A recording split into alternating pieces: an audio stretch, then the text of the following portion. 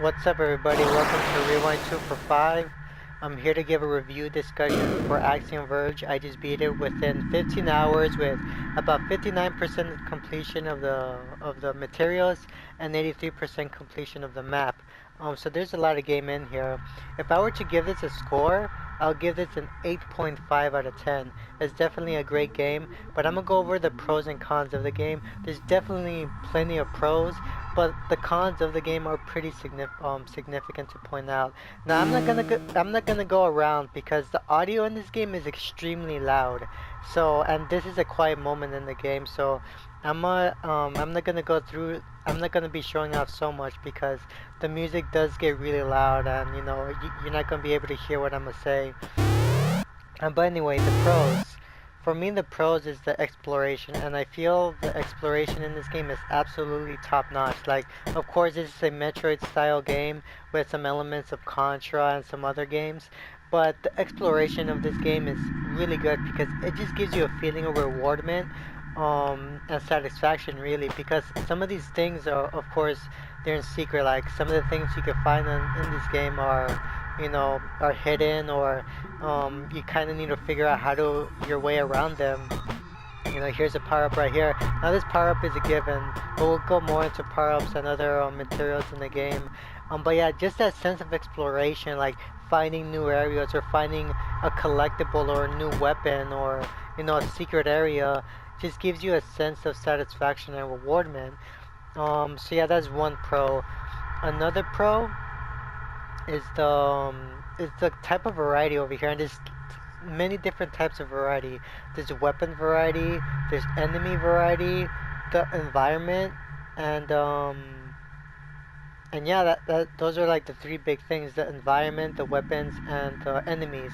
There's different kinds of enemies. There's different kinds of environments that really set the tone of the game in different parts of the game, and and and the weapons vary too. Like this weapon is very straightforward. It's just you shoot forward and that's about it. Oh god, it just got quiet. Um, and that's the thing too. Like it's very eerie too. Like you can hear the sound in the background right now. It's at points it can be very eerie and very intimidating.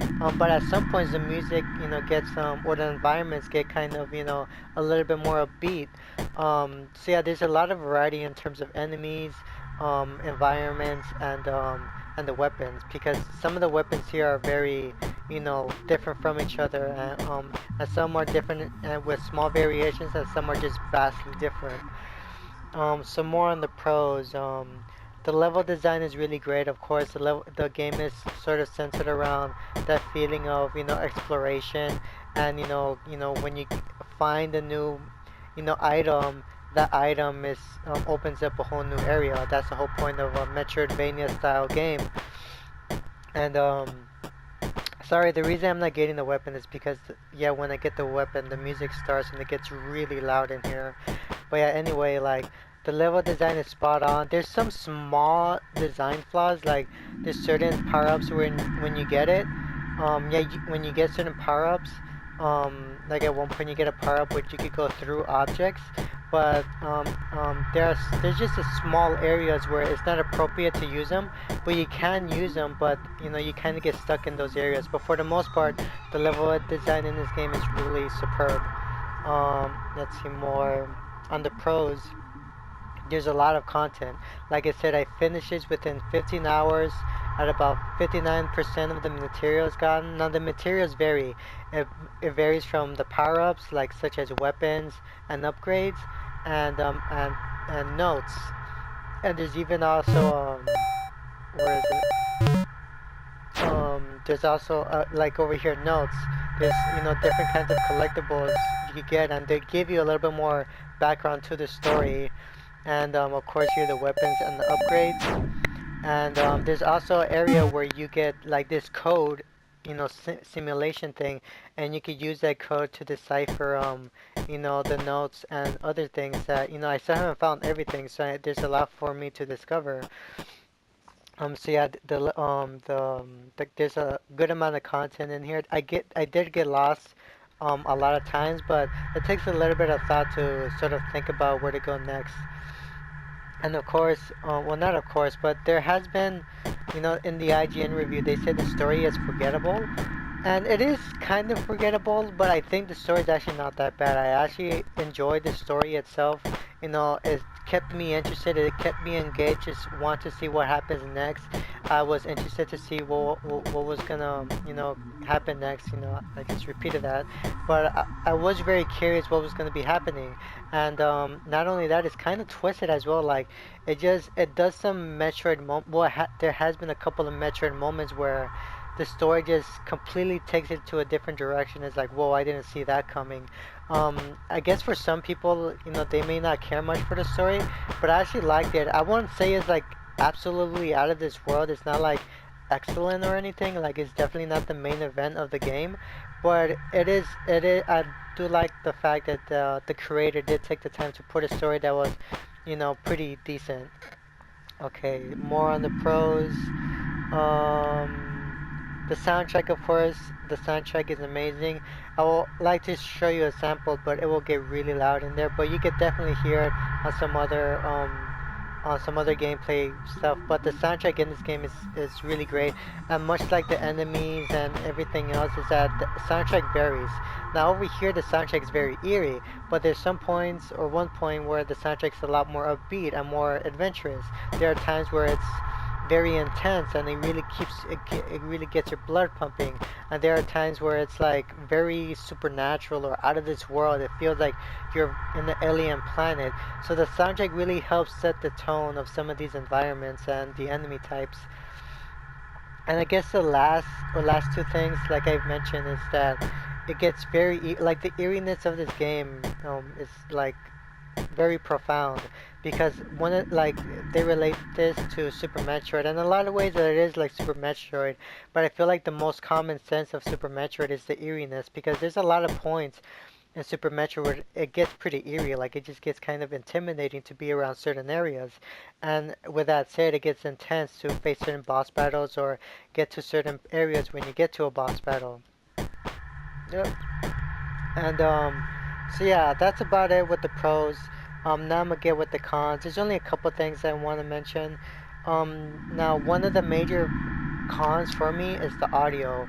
Now the audio is good for the most part, but like there are two things to mention with the audio. One, this lack of audio. For one, like the enemies, there's only really two things the enemies do, and when you're hitting them, there's only two like sounds that they make, and they sort of make this like groany masculine sound, like R R R, and they also make another type of sound when you're hurting them, and that's kind of cheap, because this is an indie game, and one guy made this game, but there's only like two types of sounds for the little enemies that they make. And not only that with the sound, but there are times when I die and the audio glitches. Like the audio glitches and it gets all distorted and it doesn't sound good. And if you're wearing headphones, it sounds really disgusting. And I haven't seen nobody complain about this, so I think this is just my copy of the game, but or this is probably just a rare occurrence. But there have been plenty of times where I've died, and when I die, the audio glitches, and it just gets all distorted and nasty. And there are times where it doesn't do that, like it sounds fine and it transitions out perfectly. But there have been plenty of times where I die and the audio just glitches, and it sounds really nasty. And I guess um, the audio is also kind of inconsistent. Like there shouldn't, like later on, there's this. It's not really an enemy. It's sort of like just a NPC. Like there's this NPC that sort of goes around and it makes it sound like it makes like a walking sound, and it just goes tut, tut, tut, tut, tut, tut, tut, tut, tut. But it's kind of inconsistent, because like let's say the guy is walking around over here, but let's say we're all the way in the other side of the room, we could still hear him. We hear him like he's right next to us, and it's just inconsistent. And I guess that's just my complaint with the audio. It's just kind of inconsistent. It glitches up at sometimes, more specifically when you die, and it's kind of lacking for the some of the enemies. And one last con is the map layout. Now obviously you can't see it much over here, but the map layout is a bit complicated to, to, you know, to traverse. It is much like the old school Metroid games where of the map layout, but I was hoping the map layout would be a little bit more, um, more friendly, I guess, to understand. Now, there are certain things to take account, like the blue marker that you see that indicates a save point. And there's some areas where there's a dark blue marker or purple marker, and that indicates a story part of the game. And but it's not entirely helpful. Um, it doesn't really show you let's say you explored some area like in Metroid. I sort of remember like in Metroid there's areas where you explore and it shows you in the map that there's an item that's there, and it shows you in the map, but you can't get it yet because you need a certain weapon to get it. But like in Axiom Verge, even though there's items in the game, it doesn't really tell you where they are or anything like that. You know, and this sort of makes you double take a lot of times throughout the map. So yeah, that's basically about it with the cons. So yeah, with the pros, exploration, weapon, enemy, and environmental variety, level design, great level design. It has lots of content for a game. I beat it in 15 hours, and there's still a lot for me to do. It has a very twisted story. The story's pretty decent.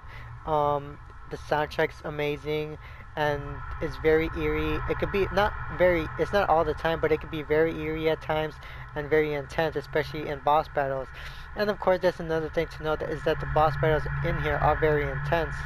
The cons in the game is the audio, such as audio glitches, inconsistencies with the audio, and some lack of sound in the audio. And one last con is the map layout. But yeah, for the most part, it's a great game. It's definitely my one of my Game of the Year nominees at the moment, and um, it's definitely worth checking out. Especially worth checking out if you're hungry for that Metroidvania style kind of game.